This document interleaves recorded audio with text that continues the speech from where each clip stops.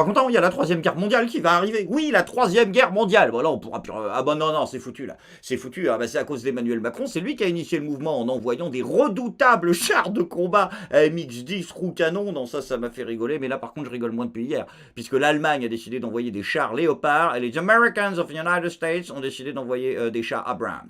Donc visiblement, faut plus rien attendre des politicards. Hein. Le laïc a décidé d'abandonner le navire. Non, il nous reste peut-être le sacré. Alors là, oui, on peut peut-être espérer quelque chose. Moi, je pense qu'on arrivera à la paix, mais ce sera pas par les politicards, ce sera un retour du sacré. Parce que nous, on l'écoute peut-être plus, hein, notre pape, alors qu'on est quand même une des deux filles aînées de l'Église. Mais l'autre fille aînée de l'Église, l'Église orthodoxe, l'autre monde, celle de l'Orient, elle est dirigée par un certain nombre de patriarches, mais la plus importante, c'est quand même l'Église de Russie, à la tête de laquelle il y a le patriarche Kirill, que Vladimir Poutine écoute énormément. Donc quand tu vois comment le pape il prône la paix, ça doit être le même bousin là-bas. Il en pense quoi le patriarche Kirill de Macron? Le patriarche Kirill accuse, ils accusent, mais c'est pas méchant, Emmanuel Macron d'être la sentinelle noire de la horde sodomite. Ah oui quand même. Et l'esclave zélé de Satan.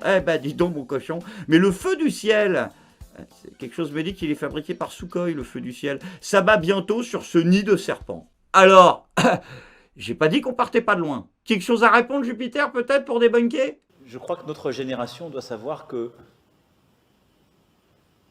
la bête de l'événement est là. Et elle arrive. Ouais, ça va pas nous aider. Hein. Mais pour qui vous prenez, les Occidentaux? Au bout d'un moment, là, ça va bien 2 minutes. Hein, déjà, vous êtes les gendarmes du monde, vous prenez pour le Père Noël, vous le faites mal. Ben si, vous le faites mal, parce que c'est le petit Zelensky, il a pas eu ce qu'il voulait. Lui, il avait dit, non, moi, maman, je voulais des F-16, des missiles longue portée et une Super Nintendo. Et vous lui avez envoyé des chars, il en a rien à foutre de ça. Moi, ça m'était arrivé à l'époque, ça, avec la Master System, là, j'en voulais pas de ce truc, moi. Vous pouvez pas niquer les rêves des gosses comme ça. Donc Zelensky, je suis désolé pour toi, mais par contre, on va pas pouvoir te donner plus, hein, parce que là, on est ric-rac. Ah bah non, il a des trucs à acheter, Macron, cette année, là. Hein, la paix sociale, oui, parce que, alors, il a dit que, heureusement, ça c'est quand même une bonne nouvelle, avec la réforme des retraites, eh bien, il y aura personne en France, tenez-vous bien, qui touchera moins de 1200 € par mois. Ouais, ils ont dit 1200 € garantis. Ah, attendez, on me fait signe que non. Projet de réforme des retraites, des difficultés techniques, merde, risque de compliquer l'application de la pension minimale à 1200 €. Comment ça, des problèmes techniques? Quel problème technique? Ça veut rien dire. Si, problème technique, t'es en retard pour ton stream sur Twitch, mais il n'y a pas de... Quel problème? Enfin, vous en êtes réduit là? Vous en êtes réduit à l'argument Bestel, il a mal mis la cassette, ça a tout niqué. Mais ça veut dire quoi? Ah, attends, ils expliquent le problème technique. Selon une source proche d'Emmanuel Macron à France Info qui suit ce dossier de près... Oh, arrêtez avec cette phrase, putain, c'est trop long. Mais non, et selon une source proche d'Emmanuel Macron qui suit ce dossier de près, vous le dites tout le temps. Mais dites, selon Brigitte Macron, ce sera plus honnête, les gens le savent. La recherche et la réévaluation de leur pension doit se faire à la main. Et ça risque d'être source d'erreur et de retard. Merde. C'est ça votre argument? C'est de dire du coup il faut écrire et mais attendez, il y a un truc que je comprends pas. Pour nous envoyer les PV, là c'est automatisé.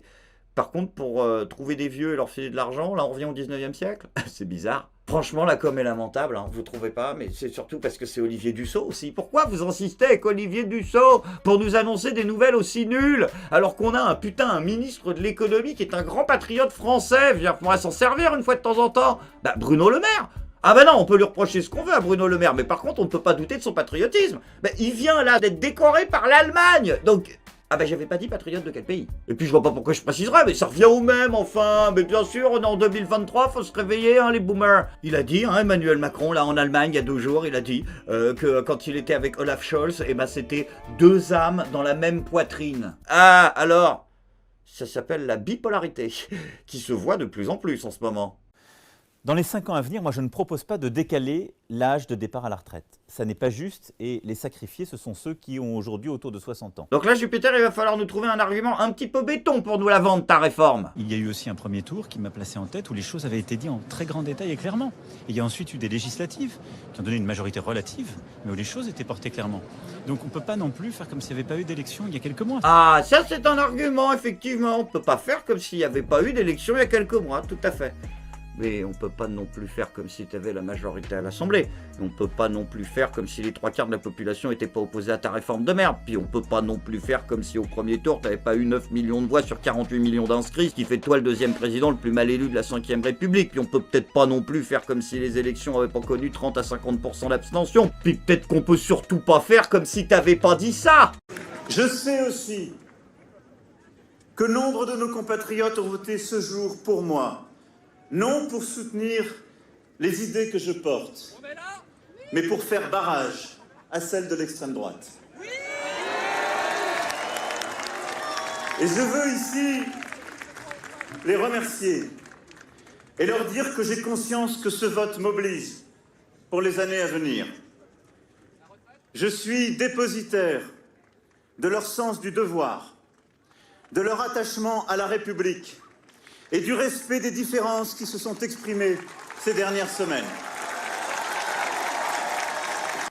Heureusement quand même qu'il y a des médias qui sont là pour faire le boulot à votre place, hein, de communication, pardon, de journalisme, c'est comme ça qu'on dit aujourd'hui, de journalisme. Ah oui, là je trouve que depuis une semaine, BFM TV font ce qu'ils peuvent pour mettre ce sujet au cœur de l'actualité. Ils vont même rencontrer des vrais Français, hein, à 79 ans, ils continuent de travailler dans sa boutique pour compléter sa pension de retraite, bah, c'est bien. Les Japonais ne veulent pas prendre leur retraite avant 70 ans, les dents, fun fact, j'adore. Retraite, comment le Danemark compte repousser l'âge de départ à 70 ans d'ici 2040, dis donc, on voyage. Et à La Rochelle, oh, ce boulanger redoute de perdre sa clientèle parisienne à cause des grèves contre la réforme des retraites. Ça commence à se voir un tout petit peu. Quant au gouvernement, changez les équipes hein, pour la com. Parce que là, quand vous essayez de vous mettre en scène, c'est encore plus pathétique. Qu'est-ce que c'est que ce truc? Non mais là, c'est pas possible. C'est quoi le délire en fait? C'est les experts saison 10, Desperate Housewives, on sait pas. C'est pas comme ça que vous l'avez vu, mais nous on s'est dit que ça faisait un peu Avengers. Mais Ah c'est ça, donc il y avait ça n'a un pas côté du tout Hollywood. marché. Ah pardon, autant pour moi, c'était les Avengers. Ah bah dis donc, c'est bien ça, vous avez conceptualisé ça avec des communicants. Genre les Français sont tellement devenus des gosses attardés débiles que, franchement, si vous passez pour des super-héros, je dis vous prenez des points dans les sondages, mais c'est pathétique. Donc c'est ça, c'est BlackRock qui sont arrivés, ils ont dit bon alors Darmanin il fait Iron Man, Gabriel Attal il fait Peter Parker. Non là c'est vrai que ça colle un peu, mais c'est lamentable, vraiment c'est lamentable. Et le pire c'est que même avec le pognon de dingue que vous balancez dans la com, vous arrivez même pas à faire des éléments de langage dignes de ce nom parce que vous vous contredisez, vous prenez deux mecs sur le même plateau en même temps, ils disent l'inverse l'un de l'autre, putain. Vous avez vraiment énervé les gens, hein, ils vont continuer de manifester. Non, j'ai très bien vu ce que vous avez fait à Paris. Vous avez bloqué les métros pour que les gens aient pas le droit d'aller à la manif. Voilà, super la démocratie. Ah, mais vous inquiétez pas, nous on a trouvé des convicts, mais bien sûr. Bon, après, je suis pas forcément sûr non plus à 100% de la fiabilité du truc, mais on manque pas d'idées. Sans transition les amis, c'est maintenant le moment de la bonne nouvelle du jour. Vous le savez, notre président a beaucoup été critiqué pour avoir dépensé un pognon de dingue auprès d'entreprises privées afin de mettre en avant des éléments de communication pour le gouvernement. Une communication d'ailleurs assez souvent foirée et en période de pénurie, en période d'inflation. Notre leader suprême, soyez rassurés, n'a bien évidemment pas l'intention de continuer de telles dépenses inutiles pour sa com et il a préféré opter pour une méthode beaucoup plus économique. Alors, avant ce moment-là, il n'y avait eu aucune prise de parole officielle. Mais si, mais en coulisses seulement, vous allez comprendre.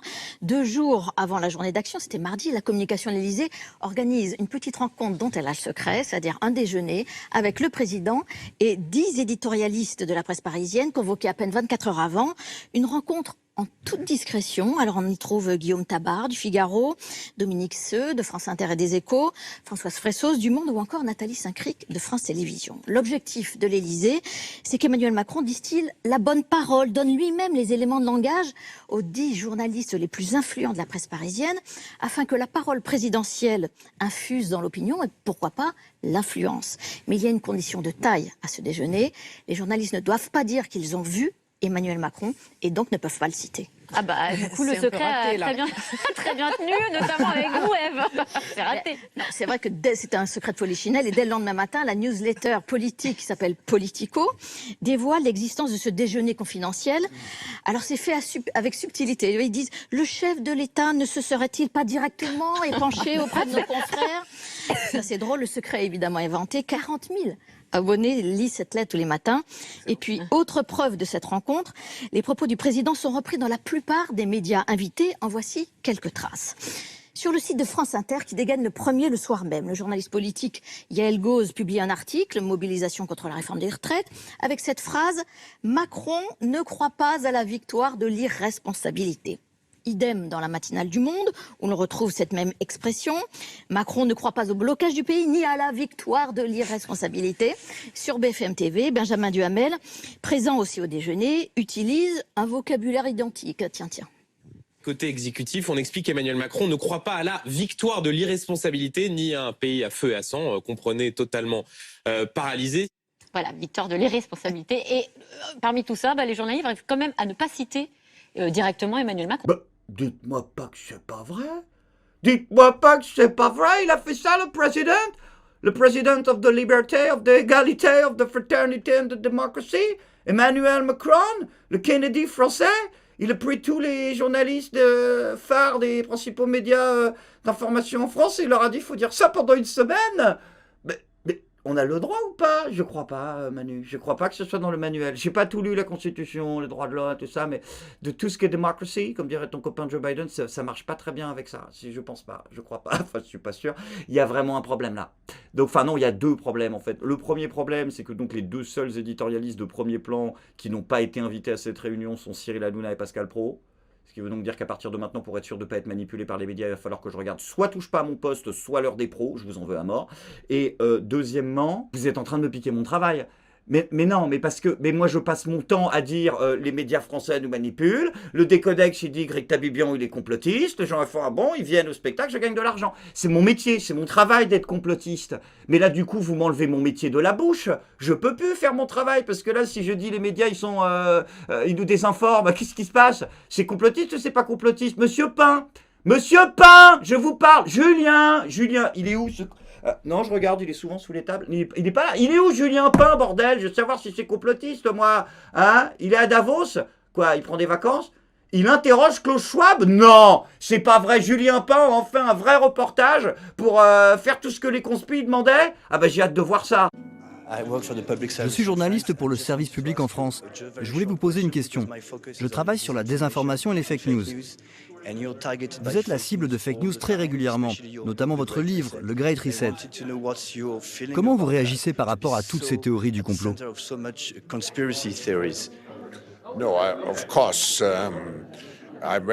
Ça me rend très triste. Oh, le pauvre loulou, t'as vu, ça le rend triste. Il est très triste. Oh là, il passe des mauvaises nuits, là, la chiasse, tonton Klaus. Ah, ça, c'est du reportage de terrain. Ah non, mais je vais arrêter de le critiquer, alors ça fait vraiment mal au cœur, ces histoires. Pratiquement tout ce qui est dit sur moi est faux. Pratiquement, non, faut dire la totalité de ce qu'on dit sur moi est faux, étant donné que rien de ce qu'on dit sur toi n'est bien. Si tu veux, la moindre anecdote de bureau, c'est déjà digne du tribunal de Nuremberg, donc il faut nier en bloc. Tout ce qu'on dit sur moi est faux. Je ne suis pas Klaus Schwab. C'est un problème global. Ce n'est pas un problème uniquement pour le forum de Davos, c'est un problème de société.